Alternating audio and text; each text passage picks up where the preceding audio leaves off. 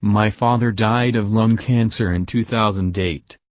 In his twilight years, he was confined to a cushioned chair, as he could not breathe while lying on a bed. Since he was living in the countryside, my siblings and I could only take care of him during the weekends, as we all had jobs in faraway places. During the time that I spent with him, I started to notice more carefully the behavior of our family dog, Lou, whom my dad had raised since he was young. Lou often walked outside the porch or around the neighborhood during the day. But ever since my dad became bedridden, he stayed with him the whole time, lying next to his chair.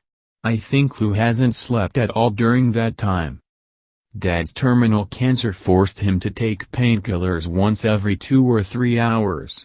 Every time he moaned in pain or wanted to get up, Lou immediately stood up and sat by his side. I often timed my phone alarm to wake my dad up once every 1.5 hours to help him take his medications or go to the bathroom. But on days when fatigue hit hard and the alarms failed to wake me up, Lou was always there, attentive and vigilant. He tried to nudge me awake whenever my dad was in pain or needed help, sometimes by barking, sometimes by looking at me then at my dad repeatedly. He couldn't speak, of course, but I knew what he was trying to say. Only after the pain died down and my dad was in deep sleep did Lou decide to rest as well.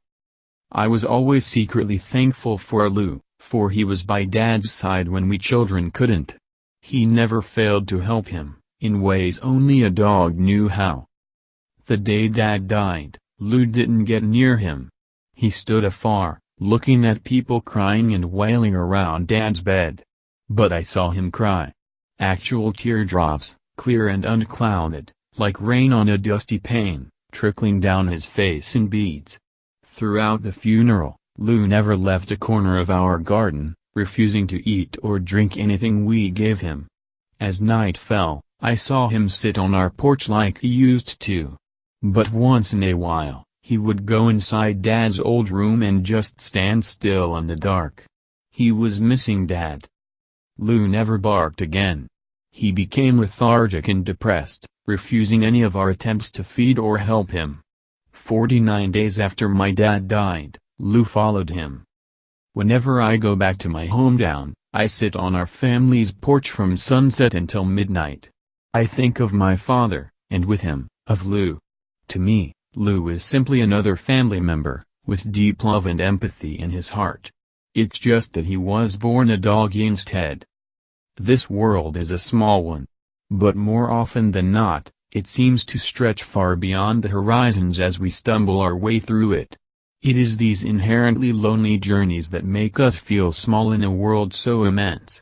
But dogs have always been there for us, since the earliest days. Maybe that is why people love dogs so much, almost universally, for our histories and theirs are intertwined so deeply and closely for such a long time. I see glimpses of Lou inside each and every dog I pass these days. And each time, I would ask myself, how can dogs love us humans so much, despite being from a different species?